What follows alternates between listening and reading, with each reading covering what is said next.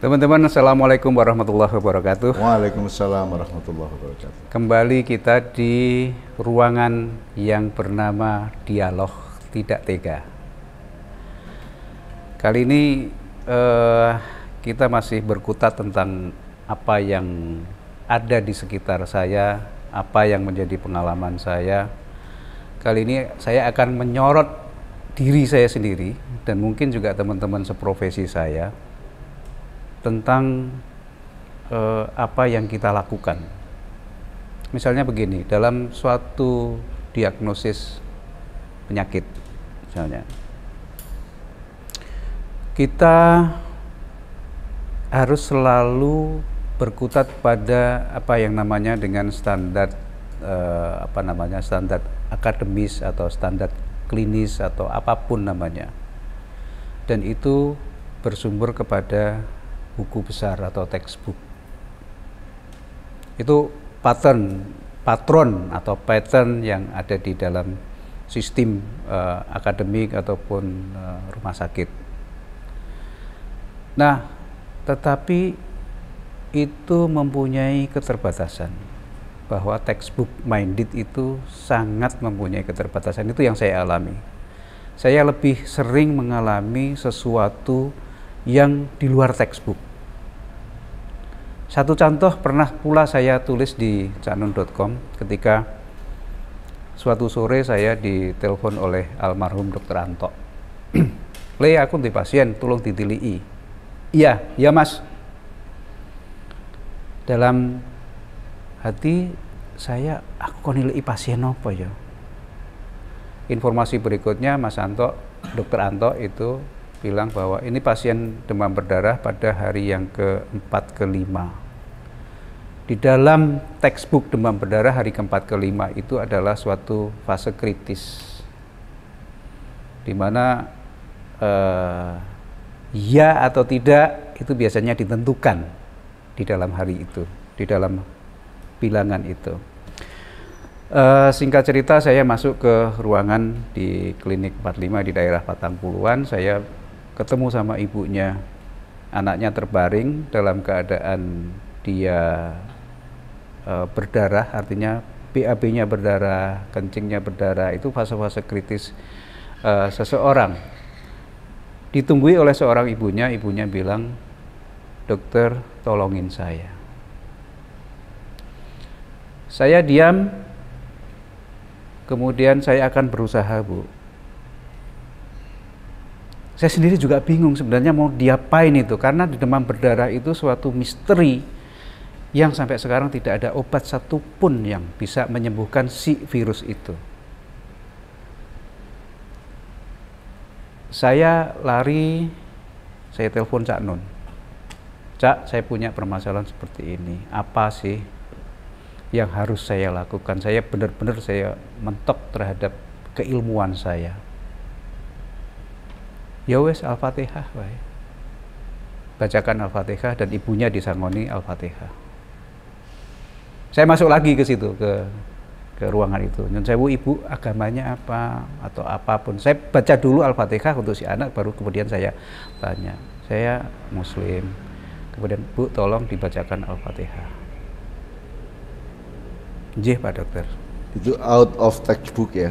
Oh, sama sekali out of textbook. Nah, pada hari ke-6 ke-7 Mas Anto kembali telepon saya lagi. Le, pasienmu sampai sesuk mungkin harta oleh ke. Saya merinding mendengar itu. Ketidaktahuan saya, ketidakmampuan saya secara medis itu dijawab oleh Tuhan dengan saya menelpon Cak Nun, kemudian Cak Nun memberikan saya Al-Fatihah.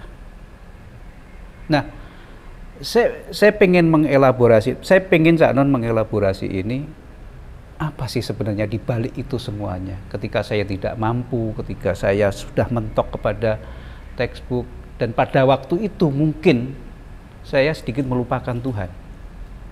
Karena saya terus, kalau ini mestinya harus begini, harus diberikan ini, tetesannya harus sekian, itu semuanya kan matematis. Yang orang ya. Respon saya gini Pak Dokter ya, Saya itu sangat senang, sangat menghormati, dan sangat menjunjung seluruh ijtihad di wilayah ilmu kedokteran yang menghasilkan textbook yang banyak mengenai sakit dan diagnosis dan terapi itu. Jadi saya sangat memuji itu. Itu adalah kemuliaan para ilmuwan kedokteran gitu ya. Dan itu semua saya junjung, saya puji, dan dalam praktek hidup saya juga saya tidak pernah meremehkan itu dan tidak pernah tidak percaya kepada itu. Gini, kalau saya kan pakai terminologi yang mungkin agak berbeda dengan kebanyakan orang ya. Hidup itu kalau menurut Islam itu ada sesuatu yang sifatnya qot'i, ada sifatnya dhoni. Qot'i itu mutlak benar, dhoni itu duga-duga, hypothetical gitu ya. Ya, itu qot'i dan dhoni. Jadi itu pasti sama hipotesis, duga-duga gitu. Atau kalau pakai bahasa dan kasus yang lain itu ada muhkamat sama mustabihat. Muhkamat itu artinya sesuatu yang sudah diteliti, didata, dielaborasi, dianalisis, kemudian disimpulkan sedemikian rupa, kemudian disepakati oleh sangat banyak ahli, itu namanya muhkamat ya. Bahkan muhkamat itu dalam Quran itu ya memang betul-betul ada ayat Tuhan yang muhkamat. Sementara ada Tuhan sendiri memberikan ayat-ayat yang menyangkut kasus kehidupan yang syubhat atau mustabihat, muhkamat dan mustabihat. Mustabihat itu sebenarnya juga tidak aneh dalam hidup. Kalau yang sederhana misalnya Mas Edot ya, hemat sama pelit itu kan ya mustabihat ya, iya tak? Apa namanya? Operasionalnya sama. Iya, tapi itu apakah itu hemat atau pelit kan hanya diketahui oleh yang bersangkutan. Jadi banyak sekali kasus dalam hidup itu yang harus kembali kepada masing-masing. Karena kamu yang tahu. Karena sama dengan orang sholat itu dalam rangka apa dia sholat itu? Dalam rangka merayu calon mertuanya supaya kelihatan mertua, ataukah dia memang taat kepada Tuhan, kan yang tahu masing-masing orang. Nah sekarang semua textbook itu menurut para dokter sendiri itu muhkamat apa mustabihat? Itu qot'i apa dhoni? Kalau qot'i itu mutlak benar. Kalau dhoni itu ya bisa jadi benar. Tapi kadang-kadang ada bukti bahwa ternyata ini juga belum tentu benar kan gitu. Jadi sekarang kan tergantung teman-teman kedokteran, teman-teman dokter itu melihat textbook itu sebagai kebenaran mutlak atau kebenaran relatif kan begitu. Kembali ke situ sebenarnya. Nah, sekarang kalau kita memperluas dari kata relatif dan mutlak itu kembali kepada hakikat hidup ini secara keseluruhan. Kan manusia kalau dalam pengertian kemutlakan Tuhan ya, kalau kita percaya sama Tuhan itu yang mengatur ini semuanya ya. Angin bergerak kemana, banjir itu kan bukan ada air yang kejam. Banjir itu kan adalah kesembronoan manusia di dalam mendistribusikan ruang-ruang yang bisa dilewati air. Jadi kan tidak ada banjir, yang ada adalah manusia sembrono terhadap tata ruang untuk air kan gitu. Sekarang untuk sembuh dan tidak sembuh dalam konteks itu tadi kan berarti sejauh-jauh yang manusia lakukan kan ikhtiar, usaha. Tapi yang mengambil keputusan tetap Tuhan. Jadi bisa ada orang sakit disembuhkan atau di treatment oleh dokter dan sembuh. Ada orang sakit di treatment dengan memenuhi textbook tidak sembuh. Ada orang sakit yang tidak diapa-apain sembuh, bisa juga. Nah sekarang kita harus tahu sebenarnya siapa pengambil keputusan untuk sakit dan untuk sembuh. Itu maksudnya. Saya kira ini harus menjadi kesadaran setiap pengobat dan penyembuh. Karena kamu bukan Tuhan, kamu tidak bisa menentukan. Semenit yang akan datang kamu juga tidak bisa menentukan apa-apa. Tapi saya menghormati semua teknologi dan semua hasil karya ilmu kedokteran, saya hormati. Meskipun tetap dengan pertanyaan, jangan dimutlakkan loh. Saya secara pribadi kan pernah mengalami dengan Mas Edot dan teman-teman dokter di Sarjito bahwa seluruh textbook itu tidak berlaku untuk saya. Karena menurut textbook usia saya tinggal 3,5 bulan. Ya. Ternyata saya 3,5 bulan itu kemudian malah gemuk, malah seger sehingga saya harus diet dan seterusnya gitu. Artinya ternyata yang mengambil keputusan bukan textbook, yang mengambil keputusan utama dalam hidup ini kan ada gitu. Nah, yang bertuhan mengatakan ya Tuhan yang menentukan. Bahkan itu sampai ke individu saya gini Mas Edot. Kalau orang tanya, Cak sehat apa enggak? Cak Nun sehat enggak? Ketika saya sehat alhamdulillah, itu saya koma. Di otak saya teruskan, sehat sampai detik ini. Sejam lagi saya enggak tahu. Jadi kalau pakai di Ma'iyah itu ada gini Mas, ada 3 langit. Langit kemungkinan dan harapan. Langit kedua itu pengetahuan dan keyakinan. Yang langit ketiga adalah kepastian. Kita itu selalu salah menempatkan diri. Kita kan berharap kemudian meyakini, tapi kita tidak mungkin punya kemampuan untuk memastikan. Nah banyak yang bocoran kita meloncat ke kepastian. Iki mesti ngene iki mesti ngene. Iki tak kene ngene mesti ngene. Iki engko mari nganggo iki. Mungkin Tuhan juga bermurah hati pancen mari tenan. Tapi kan tidak bisa dipastikan bahwa itu akan mari. Jadi makanya dokter itu pengobat bukan penyembuh. Karena untuk sampai ke langit kepastian sembuh itu kan itu betul-betul wilayahnya Allah, wilayahnya Tuhan. Jadi ketika Mas Edot sambat soal pasien demam berdarah itu, saya berada di puncak langit kedua, puncak keyakinan. Puncak keyakinan, siapa tahu Tuhan menaikkan kondisi yang ditangani Mas Edot itu ke langit kepastian, gitu kan? Siapa tahu. Tapi kita kan tidak bisa naik sendiri. Jadi makanya ada kata majdub, itu artinya orang yang dinaikkan oleh Tuhan ke level di atas manusia biasa, ya. Itu namanya majdub. Nah, yang ini nggak bisa manusia menaikkan dirinya sendiri, nggak bisa. Jadi tidak ada wali mewalikan diri. Yang ada Allah mewalikan seseorang. Tidak ada nabi berusaha secara profesional berusaha supaya jadi nabi, tidak ada. Yang ada adalah Tuhan menabikan seseorang. Langit kedua ke langit ketiga ini betul-betul tidak ada ilmunya, tidak ada universitasnya, tidak ada kursusnya, tidak ada labnya, tidak ada apapun. Itu betul kehendak Tuhan. Maka akhirnya yang saya ambil adalah Al-Fatihah. Sudahlah, sekarang tergantung kemauan Tuhan. Kalau bahasa Arabnya insya Allah. Kan gitu Mas Edot ya. Nah, kenapa Al-Fatihah? Seluruh wirid, seluruh bunyi yang berusaha naik dari langit kedua ketiga itu bisa-bisa aja diterima Tuhan. Tapi pokoknya semua itu relevan. Kalau bagi Tuhan semua itu yang diutamakan bukan bunyi wiridmu apa. Ya, yang diutamakan adalah lulus apa hatimu itu ke Allah, itu lulus apa tidak, kan begitu. Nah, Mas Edot ikhlas sore itu ya dengan pasiennya, terus langsung membaca Al-Fatihah, terus ibunya juga membaca Al-Fatihah, terus Tuhan berkehendak untuk oke, kalau gitu saya sembuhkan. Mesake. Tuhan tidak tega. Ada satu contoh lagi Mas Edot ya. Jadi Tuhan itu pertimbangannya kan kita bisa tahu, bisa tidak tahu. Menurut kita Tuhan itu begini kalau begini, begitu kalau begitu gitu ya. Tapi kan terserah Tuhan mau enggak. Ternyata begini kok begitu atau begitu kok begini, kan terserah Tuhan karena Dia yang berkuasa. Dia yang punya segala, Dia yang bikin kok.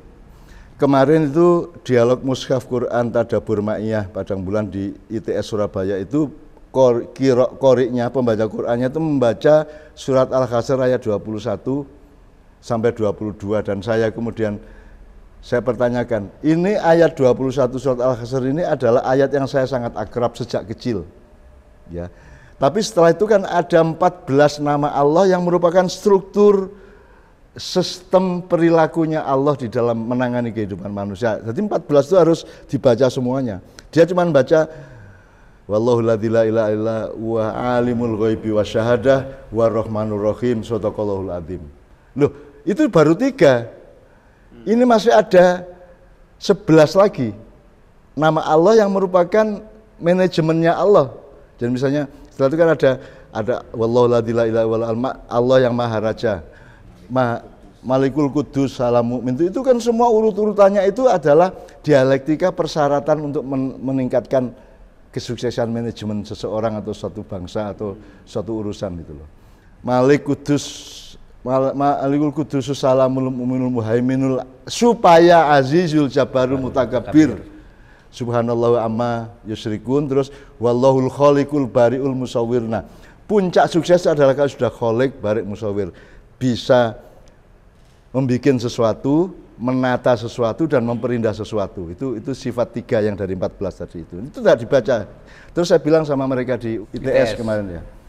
Saya sangat senang ayat ini karena dulu saya waktu kecil, waktu balita itu saya melihat ibu saya membaca ayat ini untuk orang yang sakit. Itu ayatnya kan bunyinya lau anzalna hadzal qur'ana ala jabalin. kalau Al-Quran ini aku turunkan ke gunung, maka gunung itu akan hancur dan lari terbirit-birit karena takut kepada Allah. Artinya itu kan gambaran simbolisme tentang betapa dahsyatnya energi Al-Quran dari Allah ke manusia gitu ya. Nah, ibu saya menyembuhkan orang sakit apa saja waktu itu dengan itu. Nah itu kan yang Mas Edot lakukan dengan anak demam berdarah itu. Logikanya bagaimana? Kan gitu ya pertanyaan Mas Edot. Ibu saya mempersyaratkan berikhtiar menyembuhkan seseorang itu dengan syarat dia melarat, orang iso nang rumah sakit, orang duit. Gitu Mas Edot. Jadi ibu saya mau menangani pasien kalau dia miskin. Kalau dia bisa ke rumah sakit. Itu ibu saya. Dan saya mengalami itu sejak kecil. Maka sekarang saya punya pasien beribu-ribu di setiap Ma'iyahan itu bukan karena saya hebat, bukan karena saya punya pengertian, tetapi saya menjalani persyaratan ibu saya tadi. Loh kalau orangnya harus ditolong ya ditolong, dia miskin loh. Masa kita suruh ke dokter, enggak punya duit dia. Jadi syaratnya ibu saya lucu. Kon anjane wong iku melarat gak duwe apa-apa nek bojone becak tapi keset, anake loro koyo ngene gitu ya ibu saya. Ya apa katanya ya ditolong kuduan gitu. Terus ibu saya memakai logika bahwa Al-Quran itu adalah rahmat dan penyembuh, satu. Nomor dua, kalau Quran diturunkan ke kehidupan manusia, maka semua akan kalah oleh Al-Quran. Nah, ibu saya yakin, misalnya loro tumor ya dikene ini karo ibuku, dijemok ini iset. Terus diwajakan lau anzalna hadzal Qur'ana. Kan yang menentukan bukan ibu saya, yang menentukan kan Tuhan. Kalau Tuhan tidak tega ya wis. Kenapa tidak tega itu kan temanya gini Pak Edot. Pak Edot kan tahu kalau Ma'iyahan itu saya habis Ma'iyahan jam 2 malam jam 3 malam kan setelah itu ada antrian. Botol minta saya tiup airnya atau minta saya tempeleng, minta saya tiup keningnya, minta saya ketak. Pokoknya semua orang manja sama saya. Terus itu frekuensinya tidak pernah turun, tidak pernah landai, selalu meningkat sampai sekarang. Kemarin di Surabaya saya juga tetap melakukan jadi sing jenenge botol iku syarat-syarat ya. Nah, saya kan di Islam kan ada di jamak toh. Tak jamak iki tak ngene siji-siji 3 jam dhewe iki. Setiap air tak doain 3 jam dhewe akhirnya tak jamak. Supaya dukun sakti kan. Saya membaca terus tak kena ini kabeh bismillah fu kabeh gitu. Nah, itu kan cuma teknis. Itu kan teknis prosedural, itu kan cuma juknis. Yang membuat sembuh tidak sembuh adalah kerelaan Allah kepada saya dan para pasien kan gitu. Nah, saya menjelaskan kenapa kalian antri ini rata-rata terkabul, rata-rata sembuh. Jangan ada satupun yang menyangka bahwa saya punya kemampuan menyembuhkan sakit kalian atau ibu kalian atau keluarga kalian. Jangan ada yang menyangka itu, dan saya sendiri mengharamkan diri saya untuk merasa bahwa saya itu punya kemampuan untuk menyembuhkan atau mengobati orang. Enggak, saya enggak punya kemampuan apa-apa. Cuman kamu tahu enggak peristiwanya kenapa kalian sembuh? Kan ketika kalian antri tadi kan langit kosong, ya kadang ada awan sedikit. Itu kan malaikat turun. Terus ngelihat saya tuh berdiri dicekeli Pak Deng ini supaya enggak capek itu ya, pinggang saya. Dan saya ngeladani orang pertama sampai orang ke-300 kan tetap saya tidak turun sedikit pun cinta saya, harapan saya dan kepercayaan saya kepada Tuhan. Nah terus malaikat kan lihat, malaikat Jibril. Wah, Ainun itu tenanan ya. Wah, Ainun itu tenanan le ngelayani bocah-bocah gitu ya. Ainun itu benar-benar dia tidak berkurang cintanya sedikit pun sampai orang ke 300, 400, 500 tetap cintanya konstan gitu ya. Terus dia lapor sama Allah, ya Allah itu saya enggak tega lihat Ainun sama jamaahnya di lapangan itu sampai berjam-jam antri. Terus Allah, ya sudah sembuhkan. Terus sembuh. Kan cuman gitu. Jadi itu soal tidak tega aja. Bukan soal kesaktian, bukan soal kehebatan, bukan textbook, bukan apapun. Kan hidup itu cuma begitu Mas Edot. Ya. Emang Mas Edot masih hidup hari ini, saya masih hidup hari ini itu apa peristiwanya kecuali Allah tidak tega untuk mengakhiri hidup kita hari ini, kan gitu kan? Itu kan rahmat Allah aja. Gitu loh. Semua itu hanya karena rahmat Tuhan. Kalau enggak ada rahmat Tuhan ya enggak bisa berlangsung, Mas. Matahari terbit tiap pagi, angin berhembus terus gitu. Ya. Terus kita makan juga normal toh, beol ya normal. Ya ada yang sakit dikit untuk ujian dan seterusnya lah. Pokoknya semuanya jelas sebenarnya bagi Allah itu. Peristiwa Al-Fatihah tadi itu bukan karena saya punya kesaktian terus berfatwa kepada Edot untuk Al-Fatihah terus jadi sembuh, enggak. Kesimpulan textbooknya begitu, tapi tidak begitu. Itu betul-betul insya Allah. Kalau Allah menghendaki terjadi, kalau tidak menghendaki tidak terjadi. Baik, jadi begini teman-teman semuanya, kalau kita bisa simpulkan dari dialog kita, masalah sembuh atau tidak sembuh itu menjadi hak prerogatif Allah. Ya. Satu. Kemudian yang kedua, kalau manusia diberi suatu kebenaran yang lebih mayoritas gitu, bukan mutlak, bukan. Jadi misalnya, oh dengan habis ini terus begini, habis begini terus sembuh. Bahwa demam berdarah itu kritisnya 4 hari 5 hari dan seterusnya ya. Bahwa COVID itu begini itu textbooknya begitu. Textbooknya. Kalau manusia diberi textbook mutlak, maka dia akan menjadi sombong sebagai manusia. Makanya textbook itu tidak berlaku mutlak menurut saya, tapi itu adalah relatif. Sehingga panduan aja ya. Panduan aja, sehingga selalu ada ruang untuk selalu kembali kepada. Gampangannya gini Mas, jadi seluruh textbook ilmu kedokteran itu hulu, bukan hilir. Bukan hilir. Itu adalah hulu yang diupayakan manusia, hilirnya tetap Gusti Allah. Ada kekuasaan yang lebih besar, yang lebih menentukan, yang lebih mengambil keputusan gitu kira-kira ya. Itu saya kira teman-teman semuanya, next kita akan ngomong tentang ilmiah ataupun apa namanya itu. Assalamualaikum warahmatullahi wabarakatuh.